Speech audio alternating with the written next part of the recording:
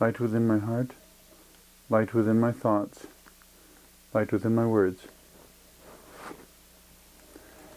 May one and all and everything, blessed and loved, ever be. Welcome. I am Sister Who. Today I just wanted to offer a few thoughts or reflections on telepathy. I have had various friends who have suggested that in the past that humanity was a telepathic species, that we were able to communicate simply by projecting thoughts from one mind to another. I've met people more recently who suggest the possibility of telepathic communication with animals, that they can project their thoughts to a dog or a cat or a parrot or whatever and have the animal generate telepathic thoughts back to them so that they're actually communicating on a telepathic level. Whether that is actually happening or not, I honestly, it's one of those things I don't think we can prove or disprove. I know for myself, whenever I try to do that with my dogs, I don't get any response. But even for them to notice that anything happened at all. So I don't know. And I obviously can't say whether humanity was telepathic in the past. I don't know whether we'll be telepathic in the future. The reason for bringing this up as a topic of conversation in the show, though, is I think some of the people with whom I've spoken seem to have a very idealistic perception of what telepathic communication or a telepathic world would be like. And I think we need to bear in mind, which actually has been done in some of our comedy shows. There was one episode of Gilligan's Island, of all things, where they allegedly discovered some herb that would make them telepathic, where they could read each other's thoughts. And they got into such arguments because they demonstrated that if you're going to have telepathic communication, if you're going to be able to hear another's thoughts or to project your own thoughts, that there needs to be sufficient maturity to understand the emotional complexities and tides, if you will, the ebb and flow of thoughts and statements, that sometimes when people think things, we do so quickly without thinking of the bigger picture, perhaps slipping into judgment of another before we really even understand them. That, when somebody does something and our first thought might be, how rude, and instead of answering it was not, to say, why would you think that? To invite a dialogue, a mutual respectfulness, rather than an adversarial headbutting.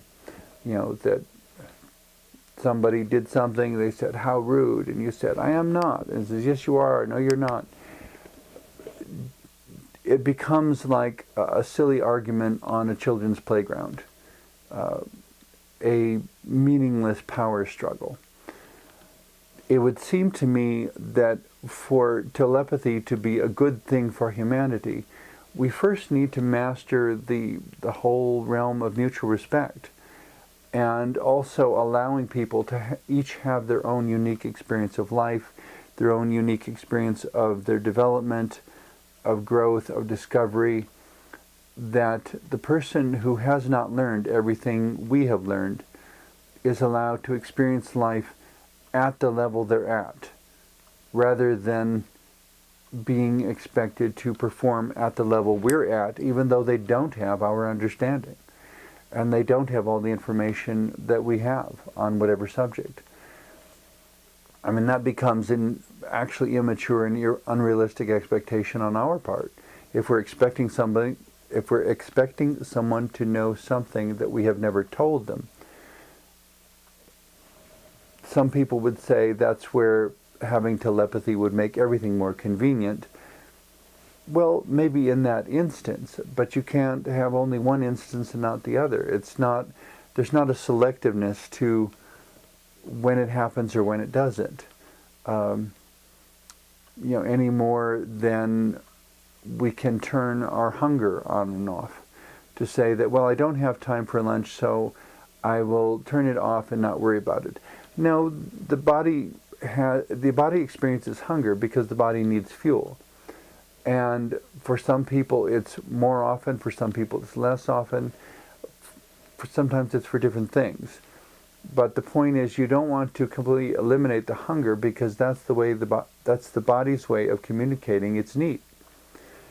A similar sort of way, if we're going to invite the possibility of telepathic communication, we have to be sure that we've created a context within which having that ability could be a good thing.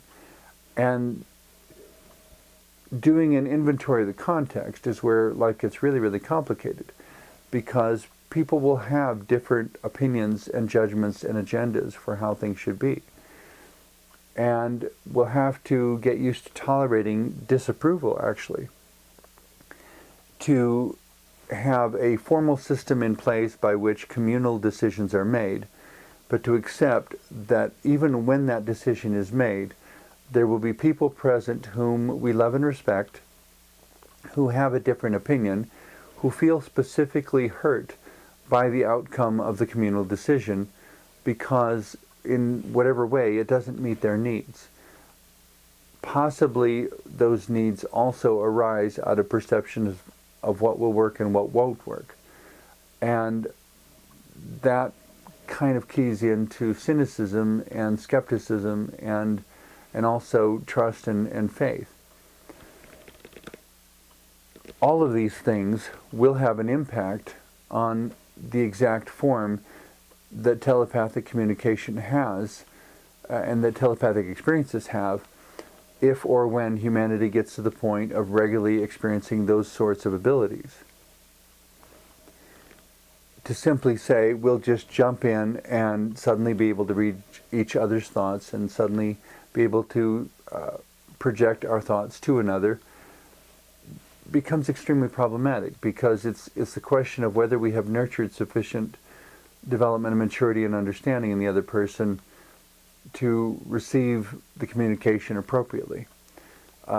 Even without telepathic communication, various friends and I, because of myself being a person with high functioning autism, I often don't catch sarcasm.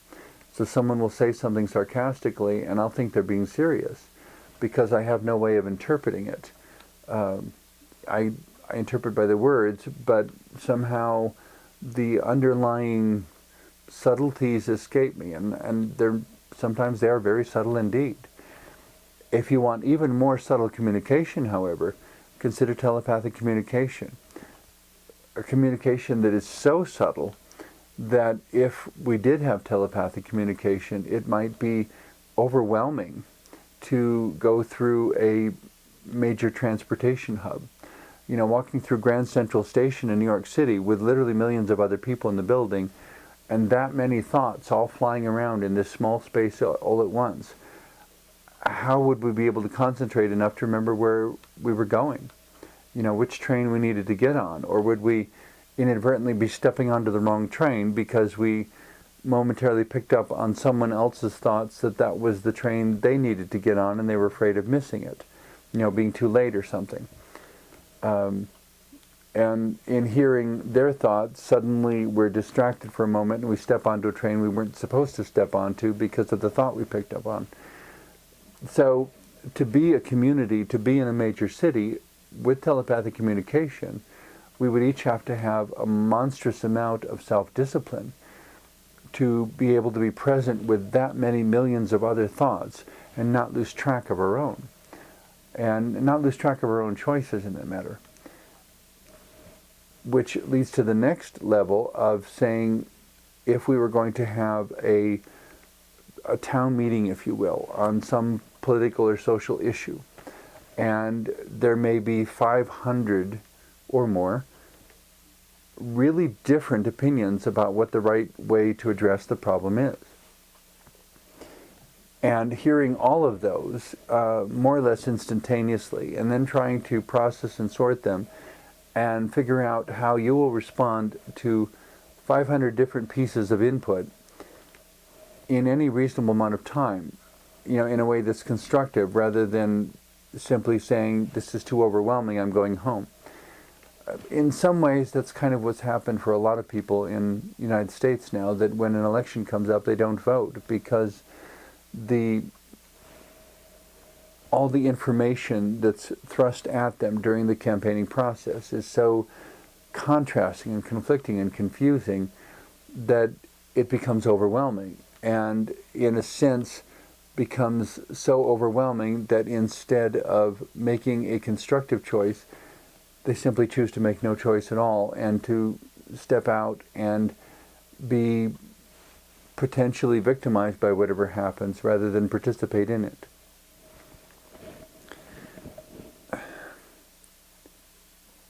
Which I guess, all of which brings me back to the point of saying,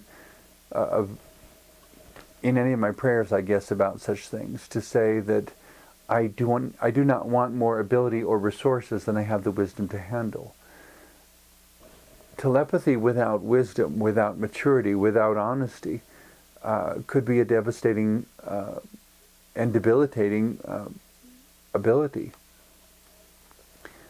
If, for example, even with telepathy, one still was able to find people who, for whatever reason, because of negative past experiences or whatever, were intent on deceiving others, that they may find ways of projecting deceptive thoughts rather than honest ones, which would then create the dilemma for everyone around them of deciding when they were hearing a legitimate thought and when they were hearing a thought that they should not follow, because either it's, well, for whatever reason, it's untrustworthy.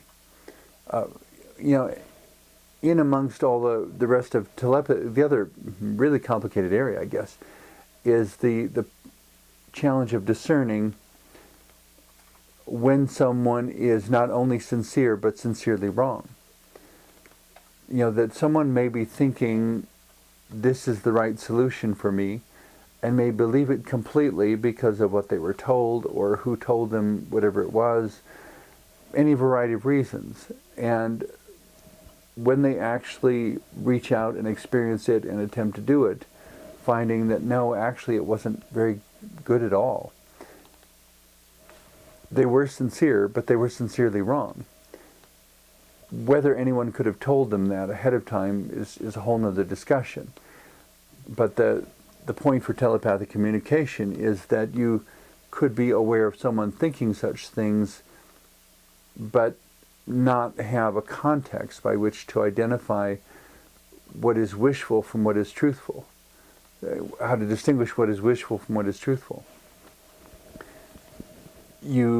We could pick up on hopes and dreams, we could pick up on rumors, we could pick up on beliefs. If someone is forced to move out because they lost their job and couldn't pay the mortgage on their house anymore, and if the neighbor next door immediately starts saying, well, I always saw cars stopping by there in the middle of the night, they must have been a drug dealer household or something, which is absolutely not true, but they may be, which may have not been true, but if that's what they believe, then it would be projected out as telepathic communication as if it were fact. So I'm hopeful that by the time, if ever, humanity develops the ability to be telepathic, that will also develop an ability to distinguish between truth and falsehood in that realm. And so in that sense, being telepathic really isn't any better than what we have now, speaking with our vocal cords and our tongues and our mouths. Because we still have to decide who's telling the truth and who's not. And if we're lied to, what do we do with that? And if we're not lied to, if we're told the truth, what do we do with that?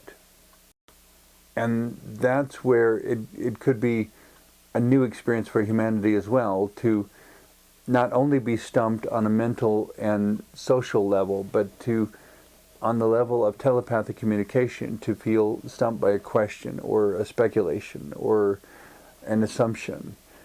And to feel this overwhelming, all-encompassing kind of stuckness or paralysis.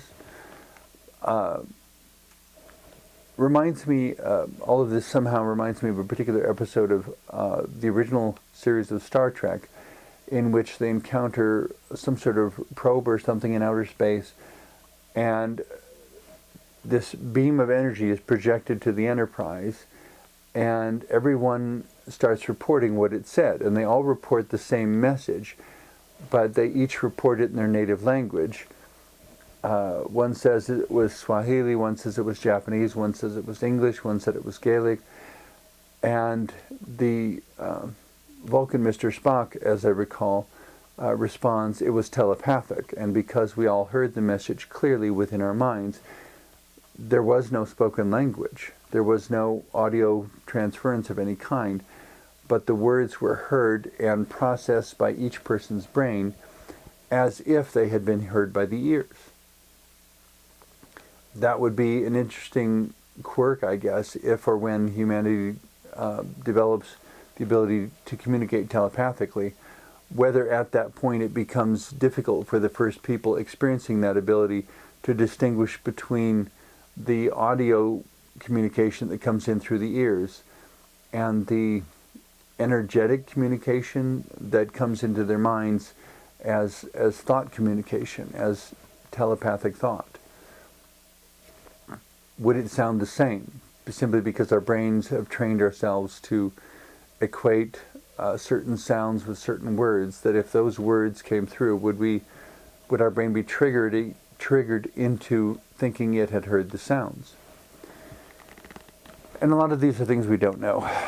But the main thing I wanted to address today was that as we consider one element, telepathy, that could make a major shift in human relationship and interpersonal communication, to consider that there are certain resources and context and a foundation that are very necessary in order to avoid that being a very bad thing.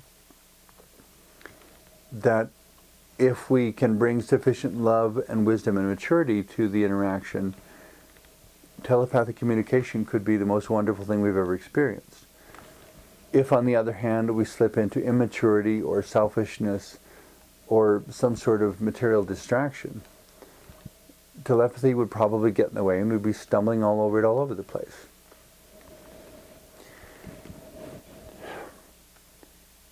All that being said,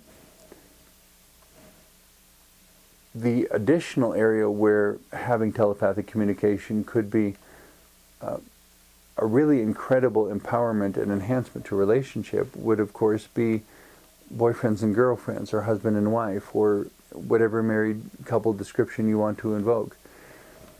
That when they wanted to truly understand each other and trusting that they each found some way of shielding their thoughts from others, so that when they were having very, very private thoughts, it wasn't like the whole neighborhood was listening in on their bedroom telepathic communication.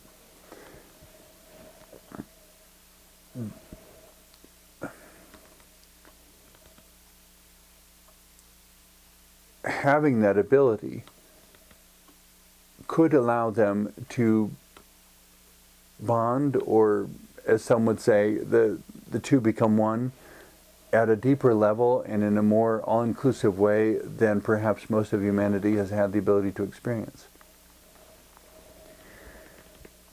The thing we want to keep in mind as we do that, though, is that a lot of marriages these days end up in divorce. Two people who live together for a while, who maybe even get legally married, and everything works great, and then at some point circumstances shift, be it age-related shifts, job-related shifts, economic shifts, could be any number of things. When those shifts happen,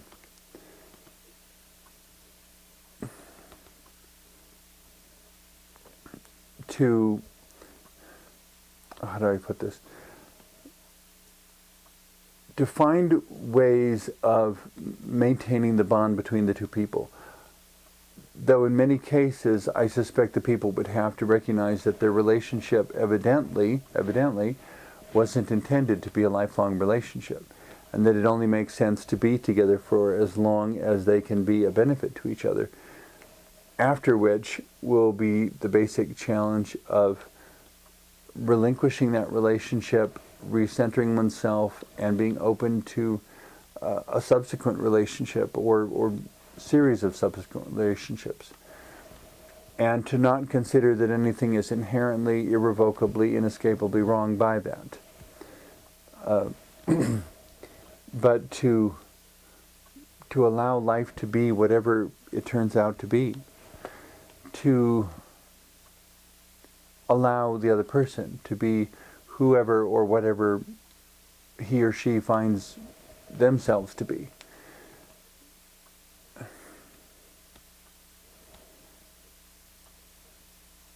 It becomes very problematic and very questionable for me, I guess, if we say telepathy is a good thing for the human race, to wonder, I guess, whether the human race will go blindly plunging into such ability and be so excited about it that they don't realize the responsibility of it. That there is, well, the example goes, or the example that comes to mind is the movie/television series Babylon 5, in which there were telepathic communicators, but they had a very strict code of ethics about under which circumstances, and only those circumstances, would they mentally go poking around in somebody else's mind. You know, that there needed to be rules about mutual respect and about privacy, so that a person's own thoughts could be considered private. With telepathy, it becomes much more complicated and perhaps even extremely difficult to maintain any privacy at all. Are we ready for a world that doesn't include privacy? Some maybe, some maybe not. Are we ready for a world in which everybody who works for a phone company would be laid off or unemployed, because if the whole of humanity became telepathic, we wouldn't have telephones anymore? So what do we do with all the phone workers? You know, and we wouldn't have all sorts of other media as well, because it could be sent more efficiently and more immediately simply by projecting the thoughts wherever they needed to be.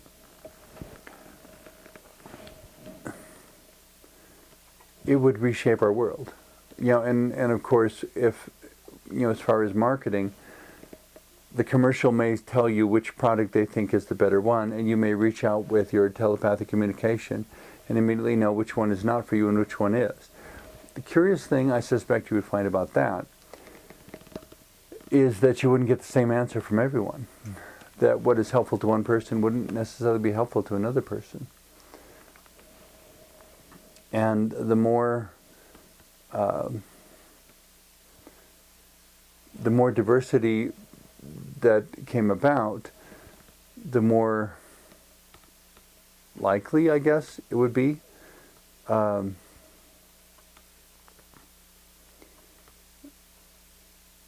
for certain contrasts to begin to grate and rub on each other in ways that create hard feelings, that create a sense of adversity.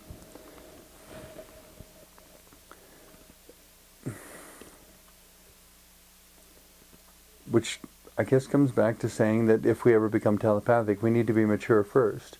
We need to grow up and find a way to handle this myriad of thoughts that are going to be coming at us. To find a way to handle the implications of the thoughts. You know, that if for example, someone is presuming fidelity between a couple who are dating, and you know, if the thought of the matter is to say that the minute you're around this person, you will immediately know what has happened, and what will that do to your trust? There may be a sense in which, in order for telepathic communication to be a benefit to the human race, that we need to have sufficiently perfected love as to be free of judgment. You know, instead of always slipping into the right, wrong, good, bad polarity, or the notion that somebody belongs to another person. That basically would be slavery of some sort. Whether it would be as violent or easy or whatever as any other era of slavery, I'm not sure. The telepathic communication, though, in some instances could turn out to be a real detriment and a real embarrassment, because there are things that certain wealthy administrators don't want the world to know. And to have anyone around who's telepathic would make all of those secrets public knowledge. And would he or she be willing to live with the consequences of whatever their choices were? I guess only time would tell. There's not a real easy way to say one way or the other. The bottom line, I guess, when it comes to telepathic communication, that I would agree with, is that everything is interconnected. That everything ideally is described by love for one another in order to expand and grow and develop positively. And if that love is not present, we are left with the hatred and brokenness that perhaps more accurately describe the world in which we live. The blessing, I suppose, is that both responses are very much within our reach. Whether telepathy ever will be or not, I don't know, but both choices are.